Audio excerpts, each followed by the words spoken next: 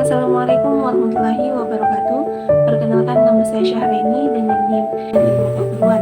Adapun tujuan video psikologis melibatkan interaksi antara organisme yang berkembang dan juga lingkungannya. Adapun salah satu masalah pertama yang harus dihadapi dalam setiap upaya untuk menguraikan proses perkembangan manusia adalah apakah pembangunan itu lancar dan kontinu atau apakah memang terjadi dalam tahap-tahap terpisah yang dapat dikenali. Proses perkembangan termasuk mendapatkan pemahaman, menetapkan makna, dan juga mengatur perilaku. Menurut Bernard, perkembangan itu teratur, tapi masing-masing individu berkembang dengan caranya sendiri yang unik. Pembahasan kedua, tahap dan tugas perkembangan masa bayi 0 sampai 2 tahun. Pada tahap perkembangan kognitif anak-anak dan remaja menurut Piaget terbagi menjadi 4. Pertama, sensi motor, kedua, praoperasi, yang ketiga, operasi konkret, dan juga yang keempat, operasi formal.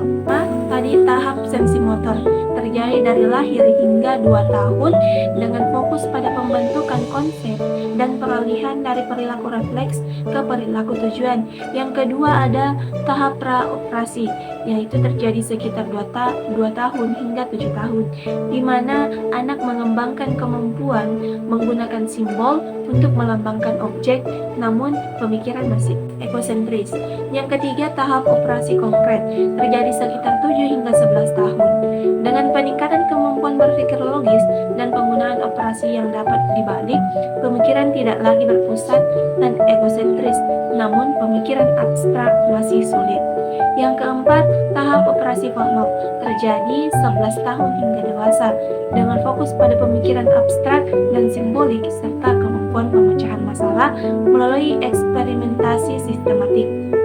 Masuk ke pembahasan ketiga, yaitu tahap dan tugas perkembangan pada masa anak-anak 2 hingga 13 tahun, di mana usia anak-anak dibagi menjadi 2 periode, yaitu usia prasekolah dan usia sekolah.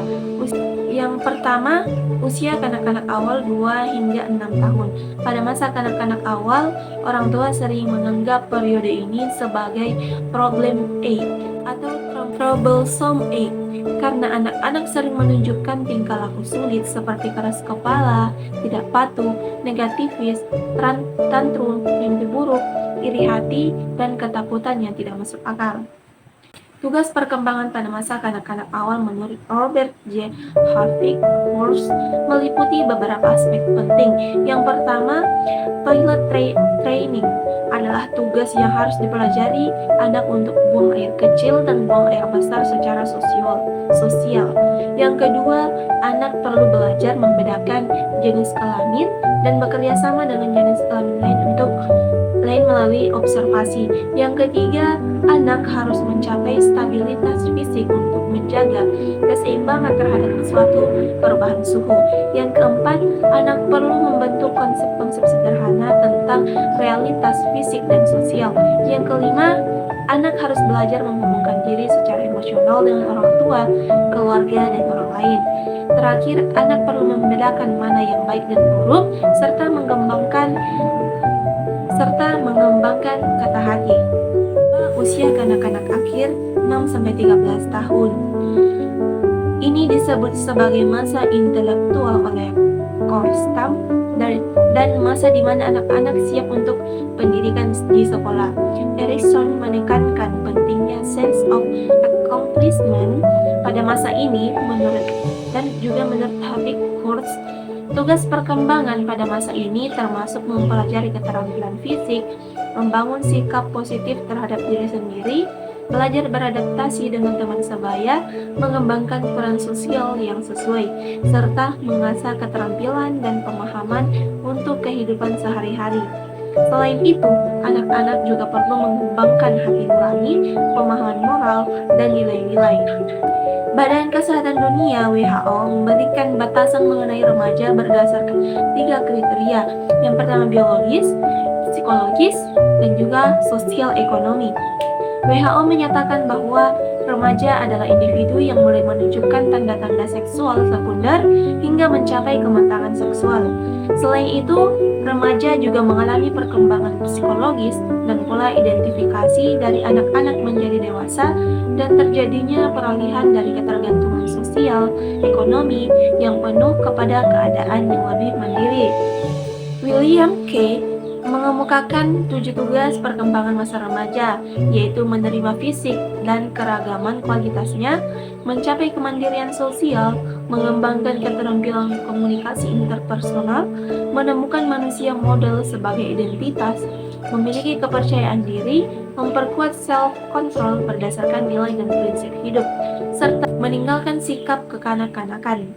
Pembahasan selanjutnya yaitu tahap dan tugas perkembangan pada masa dewasa 18 hingga 60 tahun. Masa dewasa awal berlangsung dari 18 hingga sekitar 40 tahun, ditandai dengan perubahan fisik dan psikologis. Orang dewasa awal harus menyesuaikan diri dengan pola kehidupan baru dan peran sosial. Masa ini merupakan transisi fisik, intelektual, peran sosial, dan psikologis yang menyertai berkurangnya kemampuan reproduktif. Para ahli menyebutkan bahwa tugas perkembangan harus dilaksanakan oleh orang dewasa awal. Jika individu berhasil dalam menjalani tugas-tugas perkembangan, maka akan membawa kebahagiaan dan keberhasilan di masa depan. Namun, jika individu gagal dalam melaksanakan tugas perkembangannya, maka akan mengakibatkan ketidakbahagiaan dan mengacaukan tugas perkembangan selanjutnya. Pembahasan selanjutnya yaitu tahap dan tugas perkembangan pada masa lansia 60 tahun hingga ia meninggal, di mana fase lanjut usia dalam Islam disebut arzal al-umur atau syusyuk, yang menandai penurunan kekuatan fisik dan kemampuan memori. Perubahan fisik dan tanda-tanda penuaan menjadi perhatian utama saat memasuki masa dewasa akhir. Gejala penurunan fisik dan psikologis mulai terlihat saat individu memasuki dewasa akhir, bersamaan dengan lambatnya gerak motorik dan pencarian makna hidup selanjutnya. Perkembangan psikososial pada masa dewasa akhir dipengaruhi oleh perubahan fisik yang menua, memengaruhi peran dan hubungan dengan lingkungan. Seiring bertambahnya usia, seseorang cenderung melepaskan diri dari kehidupan sosial karena keterbatasan yang ada.